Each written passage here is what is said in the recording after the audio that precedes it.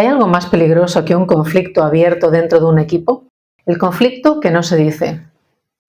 Ese que no estalla, que no genera gritos ni discusiones visibles, porque empieza a notarse en los retrasos, en los malentendidos, en las fricciones y en las conversaciones paralelas. Hoy vamos a hablar de fricción silenciosa, de esas tensiones que no se verbalizan, pero que ralentizan decisiones y desgastan relaciones. Y te voy a explicar cómo detectarlas a tiempo antes de que exploten y te toque hacer de árbitro.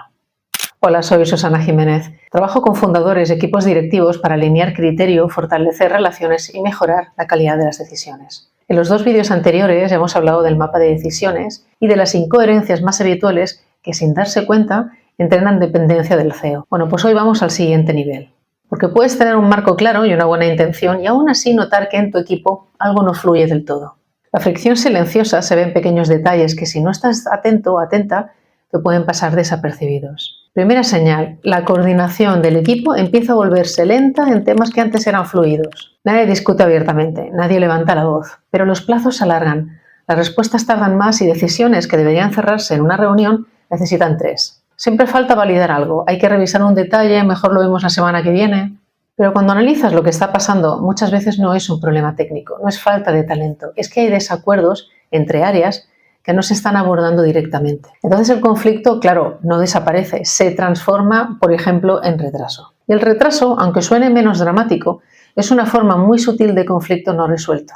La segunda señal, vuestras reuniones aparentemente son correctas, sin embargo, hay conversaciones paralelas después. En la reunión todo parece profesional, se decide relativamente rápido, hay asentimientos, la gente asiente, hay orden, incluso sensación de eficiencia, pero después aparecen los mensajes privados, los comentarios de pasillo, el sí, bueno, ya veremos cómo lo hacemos, el esto no lo veo claro, pero mejor no abrir ahora el debate. Cuando eso ocurre, no es falta de compromiso. Es que el equipo no siente suficiente seguridad para discrepar delante de otros. Y cuando el contraste no ocurre en la sala, ocurre fuera. Y fuera no hay reglas claras, no hay responsabilidad compartida, no hay una decisión formal. Lo que hay es lo que yo llamo política blanda. Y la política blanda siempre termina volviendo arriba, a ti. La tercera señal es la ambigüedad recurrente sobre responsabilidades. Vale.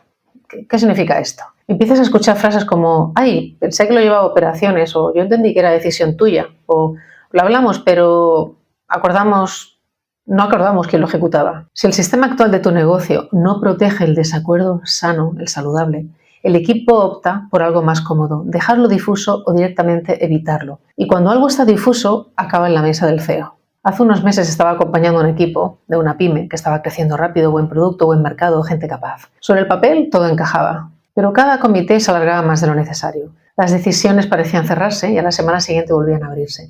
No había discusiones fuertes, de hecho el CEO me decía, tenemos muy buen ambiente, y era verdad, había buen ambiente, lo que no había era contraste real. Entonces, en una de las sesiones les pedí que revisaran las últimas 5 decisiones estratégicas y que identificaran dónde había habido desacuerdo real. Silencio. Ese silencio, hasta ahora, se había leído como una alineación.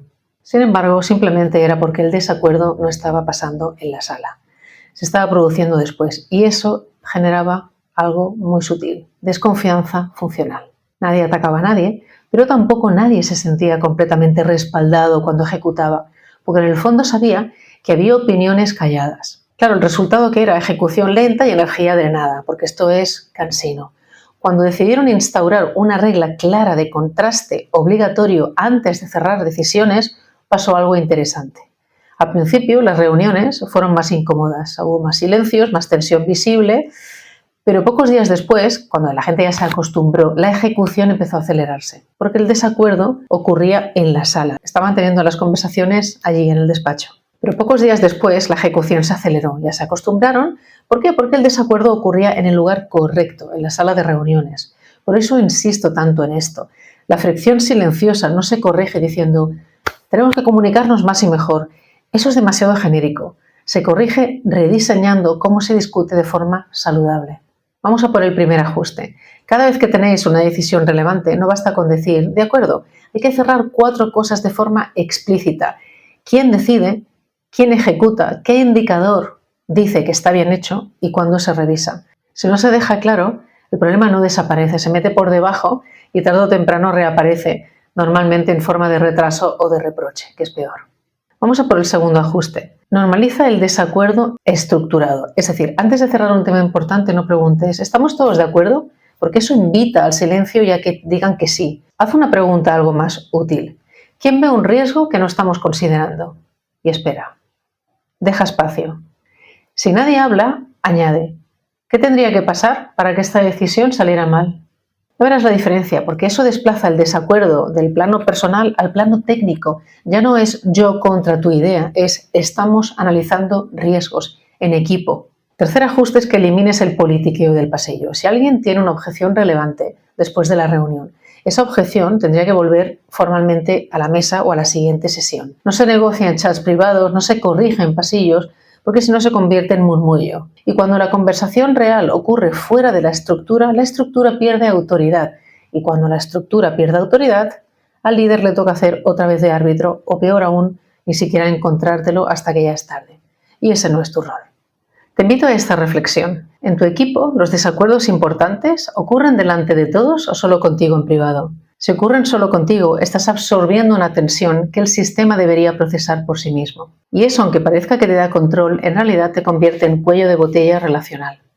Un equipo maduro no es el que evita el conflicto, es el que lo procesa sin dañar la relación ni frenar la decisión.